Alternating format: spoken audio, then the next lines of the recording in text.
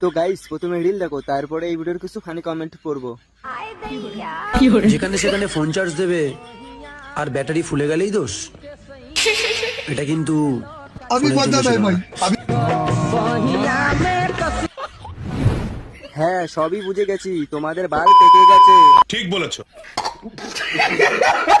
আর তোমরা দুই বোন এক চার্জারেই চার্জ দাও, দেখেই বোঝা যায়। হ্যাঁ যেমন তোদের দুই বোনের ফুলে গেছে। আমার চার্জার সুপার ফাস্ট, তুমি দেবে চার্জে।